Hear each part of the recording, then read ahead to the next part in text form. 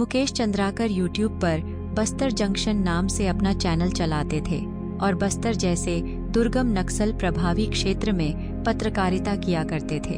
जनवरी 3 को उनकी लाश स्थानीय ठेकेदार के सेप्टिक टैंक में पाई गई, जिसने पत्रकारों के बीच सनसनी फैला दी। नए साल की शुरुआत एक ऐसी खबर से भरी रही जो पत्रकारिता जगत से जुड़ी थी। बस्तर के स्थानीय ठेकेदार के यहाँ सेप्टिक टैंक में एक पत्रकार की तैरती लाश मिली। यह लाश एक ऐसे युवा पत्रकार की थी जो बस्तर के दुर्गम इलाकों में स्वतंत्र पत्रकारिता करता था।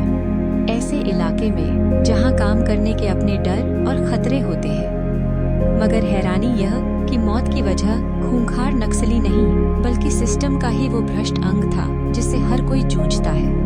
बात 32 साल के मुकेश चंद्राकर की, जिनका बस्तर जंक्शन नाम से एक यूट्यूब चैनल था। करीब 1,66,000 के आसपास सब्सक्राइबर्स और 1 करोड़ से अधिक उन्होंने व्यूज पाए थे। इस चैनल पर साल 2021 से लेकर अब तक 481 वीडियोस डाले गए थे, जिसमें हालिया वीडियो 23 दिसंबर को डाली गई, जिसका शीर्षक था नक्सलियों ने हथियार के नोक पर युवक का किया अपहरण, फिर हत्या कर तालाब किनारे फेंक दिया शव। जाहिर है चैनल और पत्रकार अपने काम को लेकर खासे एक्टिव थे। मुकेश कभी कभी मेनस्ट्रीम चैनलों के लिए स्ट्रिंगर का काम किया करते थे। आरोप है कि एक स्थानीय ठेकेदार सुरेश चंद्राकर ने 1 जनवरी को उन्हें अपने बीजापुर शहर के चट्टानपारा बस्ती के आवास पर बुलाया था। उसके बाद से मुकेश लापता थे। अगले 3 दिन तक स्थानीय पत्रकार और उनके भाई युकेश चंद्राकर, जो खुद भी पत्रकार हैं, गुमशुदगी को लेकर यहाँ वहाँ लिखते रहे। पुलिस में तहरीर दी गई तो जांच शुरू हुई। सनसनी तब फैली जब लाश ठेकेदार सुरेश चंद्राकर के सेप्टिक टैंक में तैरती मिली, जिसके ऊपर फ्रेश सीमेंट की चुनवाई की गई थी। यह घटना निर्देशक अनुराग कश्यप के किसी फिल्म के प्लॉट सरीकी है, जहां कोई हत्यारा हत्या करने के बाद लाश को छुपाने के लिए ऐसे तिकड़म करता दिखाई देता है। ठीक वैसे ही जैसे निठारी कांड में मासूम बच्चों को मारने के बाद बंगले के पीछे सड़े गले गंदे नाले और सीवर में लाश फेंक दी गई थी। इसमें कोई शक नहीं कि मौके पर मिले तमाम सबूत इस ओर इशारा करते हैं कि मुकेश चंद्राकर की हत्या में सुरेश चंद्राकर का हाथ है।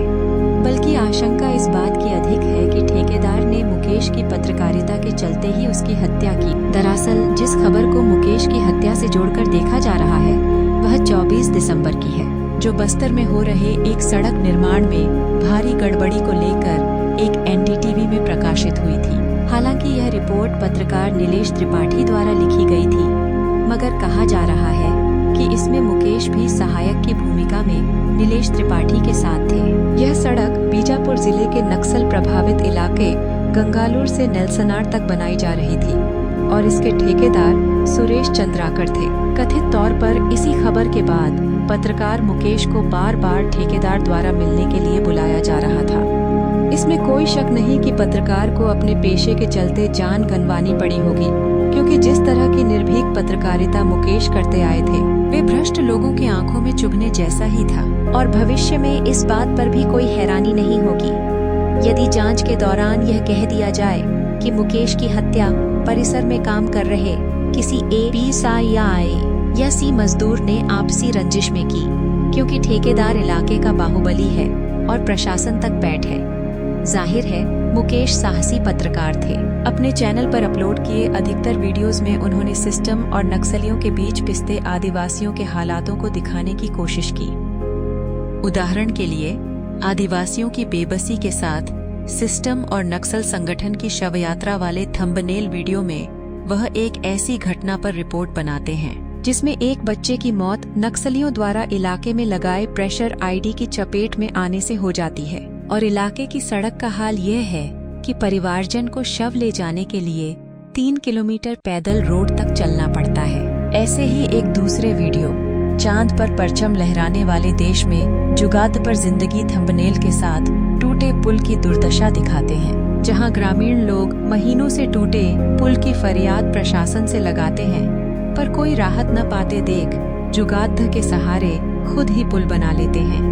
अपने हाल के वीडियो में वे नक्सल हिंसा में मारे गए एक बुजुर्ग के परिवार वालों पर स्टोरी कवर करते हैं। इसके अलावा उन्होंने अमित शाह के बस्तर जिले में 2 दिवसीय विजिट को नक्सल की छाती पर अमित शाह के कदम नाम के थंबनेल से कवर किया। यह सारी रिपोर्टिंग बताती है कि वे निर्भीक काम करते आए थे, जिसका खामियाजा जान देकर उन्हें उठाना पड़ा, वह भी तब जब राज्य में पत्रकार सुरक्षा अधिनियम कानून लागू है। आज जिस तरह मुकेश की हत्या हुई है, उसके लिए जिम्मेदार कहीं न कहीं मेनस्ट्रीम मीडिया भी दिखाई देती है। बीते कुछ सालों में उसने अपनी इमेज पूरी तरह गिराई है, जो 180 देशों में शर्मनाक 109वें नंबर पर है। मसलन तमाम चैनल अब न्यूज रूम में कन्वर्ट हो गए हैं, जहां पत्रकार कम और चीखने चिल्लाने वाले एजेंडाधारी एंकर ज्यादा दिखाई देते हैं। 4 पैनलिस्ट बैठाकर 1 घंटा काट दिया जाता है। खबर व जानकारी के नाम पर धार्मिक बहसें दिखाई जाती हैं। इस चलते संस्थागत पत्रकार लगभग गायब हो गए हैं। ये इन जगहों को छोड़कर यूट्यूब उद्योगी पत्रकार बन गए हैं। अब चेहरे पर पत्रकारिता हो रही है और इसी राह पर इस संस्थानों से छटके पत्रकार भी स्वतंत्र रूप से चल पड़े हैं। यहाँ न कोई संपादक है न संपादन। किस खबर पर रेवेन्यू आएगा, कौन सी न्यूज व्यूज देगी, कौन रियायत लेगा और कौन रडार में आएगा, अधिकतर खेल इसी का चलता है। यूट्यूब ने साधारण से मोबाइलधारी को भी पत्रकार बनने का अवसर दिया है। इसके कुछ फायदे हैं, जैसे किसी संपादक से आदेश नहीं लेने पड़ते और मनमर्जी चलती है, पर कुछ नुकसान भी हैं, जिसमें एक नुकसान मुकेश चंद्राकर के रूप में सामने है। ऐसा नहीं है कि मुकेश की हत्या कोई इकलौता मामला है। पत्रकारों पर हमले बीते सालों में काफी बढ़े हैं, पर स्वतंत्र पत्रकारिता के लिहाज से यह हत्या ज्यादा सनसनी इसलिए फैलाती है क्योंकि यूट्यूब में पत्रकारिता कर रहे पत्रकार भी चेहरे पर ही पत्रकारिता करते हैं। इनके अपने फॉलोअर्स और व्यूअर्स होते हैं। मसलन ठेकेदार के भ्रष्टाचार पर रिपोर्ट बनाने से यदि इस तरह की नौबत आई है, तो यह सोचना भी जरूरी है कि आगे किसी दूसरे को ऐसी नौबत न देखनी पड़े। जब बाकी पत्रकार मुकेश चंद्राकर की हत्या पर उचित